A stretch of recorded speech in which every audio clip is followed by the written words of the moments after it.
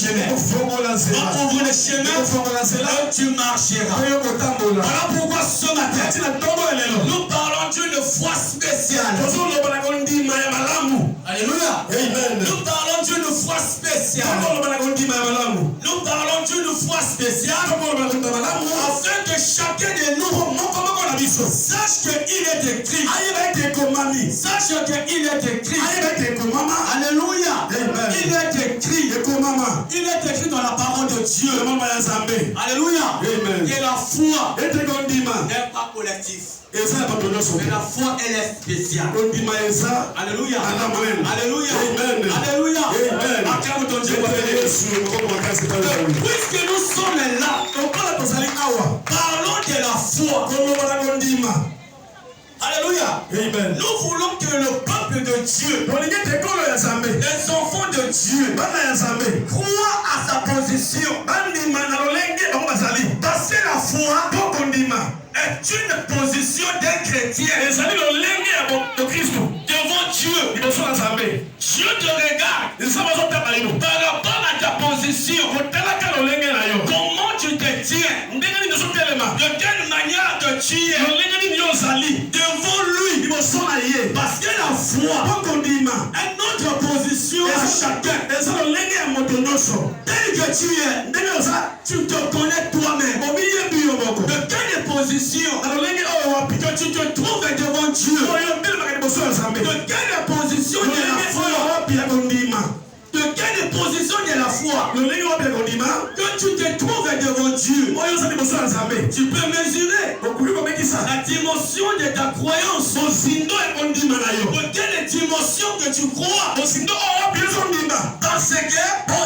il y a des gens aujourd'hui ont cru à Dieu, mais à la grande surprise, ils ont abandonné. Ils ont abandonné leur foi. Parce que ils avaient cru à quelque chose. Ils n'ont pas cru au Créateur, le Dieu suprême. Voilà pourquoi, ma bien-aimée, ce matin, je t'invite de croire au Seigneur Jésus-Christ. De croire au Seigneur Jésus-Christ. De placer ta foi au Seigneur Jésus-Christ. Lorsque tu la placeras en Jésus, tu ne tomberas pas. Quel que soit les vagues, quel que soit le vent, quel que soit tout ce qui va arriver, tu ne seras jamais terrassé. Parce que tu crois non à un homme, mais tu crois en Dieu. Est-ce que quelqu'un est avec toi? Est-ce que tu es là? Est-ce que tu crois en Jésus? Est-ce que tu crois en Jésus? Est-ce que tu crois en Jésus? Oui, tu crois en Jésus-Christ. Enlève ce que tu as gardé dans ta maison. Enlève ce que tu as gardé dans ta chambre. Enlève ce que tu as gardé sous ton lit. Cela un jour prendra fin.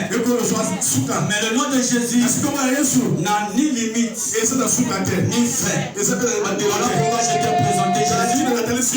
Que tu crois. Parce que tu es venu ici. Parce que tu crois en Jésus. Voilà pourquoi je te présente. Nous ne voulons pas parler seulement, mais nous voulons faire savoir au peuple de Dieu, de leur donner la connaissance, afin d'avoir l'espoir à celui qui ont cru. Si nous croyons à Dieu, nous serons vainqueurs. Alléluia. On sera des vainqueurs. Et Dieu ne nous abandonnera pas. Alléluia. Alléluia. Nous parlons de Paul. Paul qui était malfaiteur. Paul qui tuait, qui persécutait l'église. Alléluia. La Bible dit ceci, que chaque chose a son temps.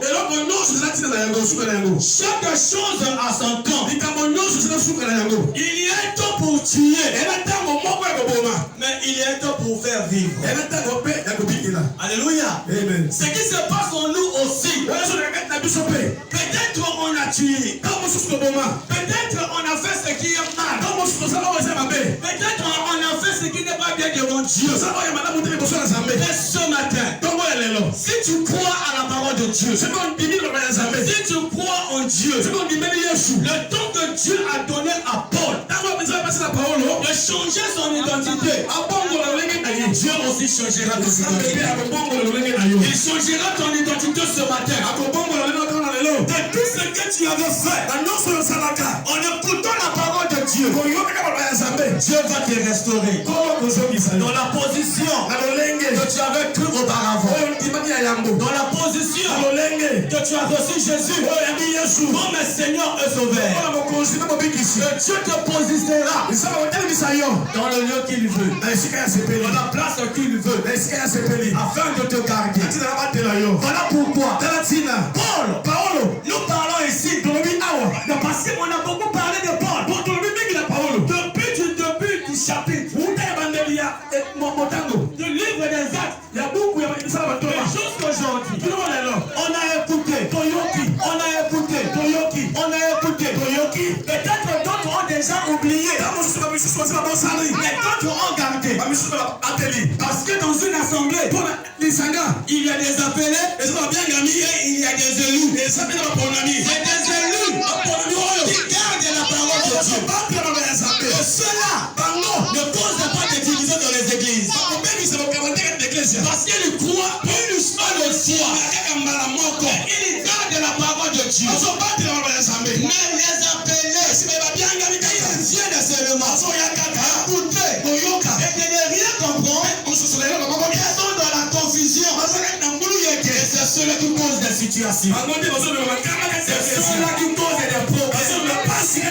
Parce qu'ils sont toujours dans la confusion. Il faut leur répéter. On a parlé ceci. Un enfant de Dieu écoute une seule fois et il avance. Alléluia. Et il avance. Il ne recule pas. Il écoute une seule fois. Il écoute le conseil et il avance. On lui dit, ça ne fait pas. Amen. Ça ne fait pas. Amen. Il laisse ça derrière. Il avance. Pourquoi? Il a un but d'atteindre, de croiser ce que le Seigneur a gardé pour lui. Et ceux qui reviennent toujours en arrière, ils sont embrouillés dans le brouillard. Ils sont là pour opposer le tort. Ne sont pas dans ce lot-là. Ne sont pas dans ce lot-là. Écoute une bonne fois le conseil et avance avec le Seigneur. Parce que le Seigneur ne veut pas ceux qui reculent. Il veut ceux qui avancent avec lui dans la connaissance de la parole de Dieu. Est-ce que tu es avec moi? Est-ce que je parle à un enfant de Dieu? Est-ce que je parle à un enfant de Dieu? À celui qui veut comprendre, est-ce que je passe à celui?